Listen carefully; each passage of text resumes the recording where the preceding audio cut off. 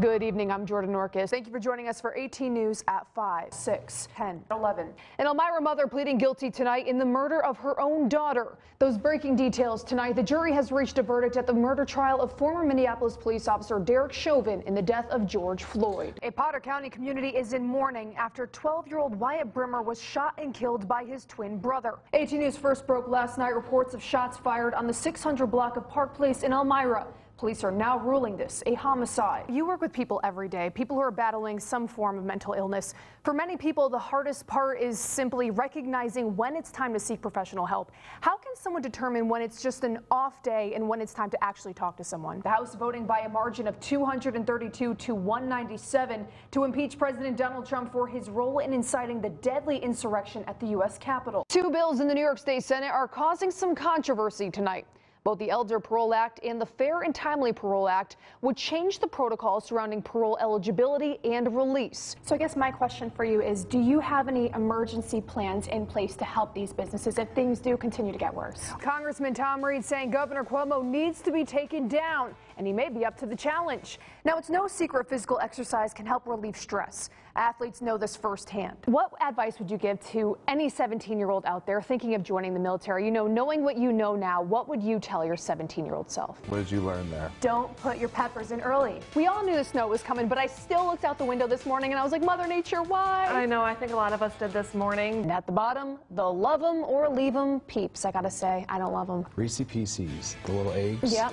Those are at. I don't like peanut butter. Tom Brady. Had to do a little quick change. Is that Tom Brady in the house? Yeah, Tom Brady got to Look show a at that. little love. TB12. Yeah. Joe Gilbert, Gronk. Yeah.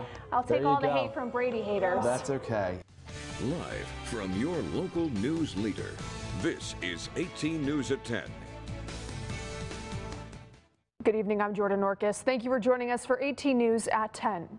He's the son of former New York City Mayor Rudy Giuliani and a special assistant to former President Donald Trump. Andrew Giuliani says he plans on running for governor of New York in 2022.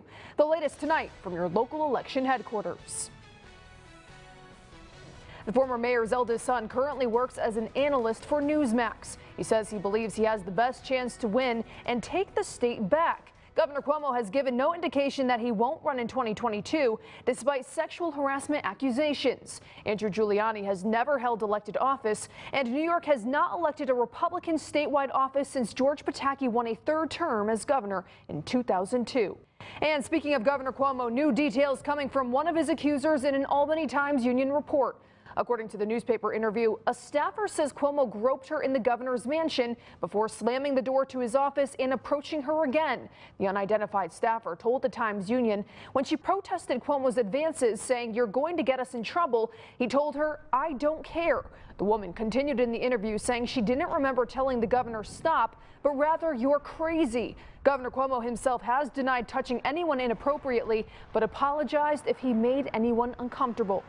Congressman Tom Reed will no longer serve as the co-chair of the Bipartisan Problem Solvers Caucus. According to a tweet this afternoon, Congressman Brian Fitzpatrick of Bucks County, Pennsylvania, has been elected to replace Reed as co-chair. The caucus says Reed will remain an active member. The Republican announced in March he will not seek re-election in 2022 after a former lobbyist accused him of sexual misconduct. In 2020, Reed was elected to his fourth term in Congress, representing the 23rd Congressional District. Now to the latest on the New York State budget. Progressive Democrats declaring a win with tax hikes on the rich, more money for education, and COVID rent relief. The state budget also includes a number of nursing home reforms designed to ensure facilities put patients over profits. This ties in with the nursing home immunity law that was just repealed yesterday, taking away those blanket legal protections given to healthcare facilities dealing with COVID patients. This immunity was something the Attorney General was concerned about in her report. She thought it could have allowed facilities to make financially motivated decisions when caring for patients. For full coverage of the state budget, visit mytwintiers.com.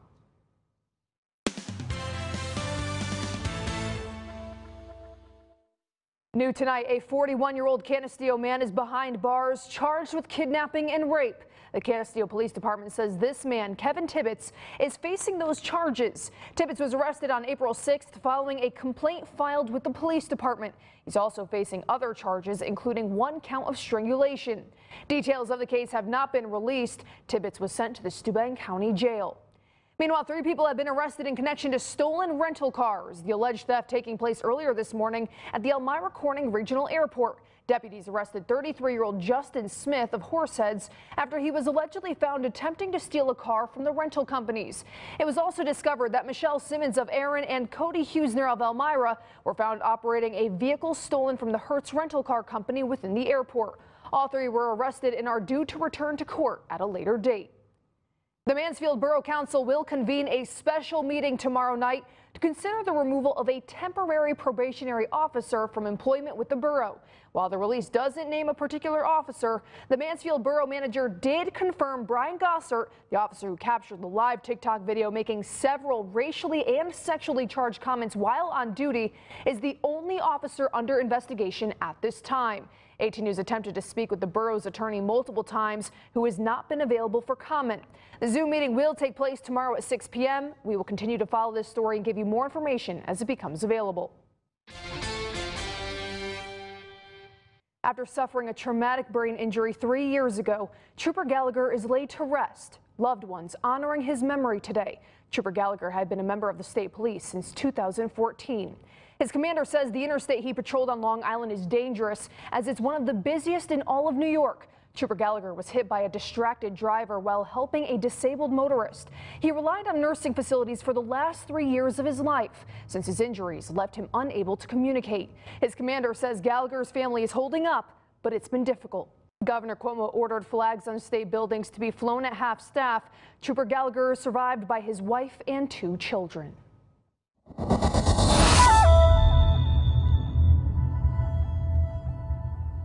At Stony Brook University in New York, there is no vaccine hesitancy among students. 1/3 of the students who live on campus received their first dose of the Moderna vaccine, with the 1,400 appointments filling up in under 2 hours. A remaining unknown for next fall is whether the vaccine will be mandatory for all students. Now, this comes as other colleges are beginning to make the COVID vaccine a requirement for students. Cornell University and Ithaca College are both requiring students to be vaccinated before they return to campus in the fall, while other schools await guidance from the state. Elmira College has yet to make a final decision regarding vaccine requirements for the fall term. Elmira City School and Corning Painted Post school districts say the New York State Departments of Health and Education have not released any guidance regarding vaccinations for students of pre-K through 12 public school systems. Of course, to stay up to date on all information regarding the coronavirus pandemic and to find available vaccine appointments, visit mytwintiers.com. But coming up on 18 News at 10, excessive speed with no signs of impairment. That's what the Los Angeles County Sheriff revealed today following an investigation into the cause of Tiger Woods' violent car crash. A full report, but first, Shelby, let's talk about the beautiful day we had today. Jordan Norkus on 18 News, your local news leader.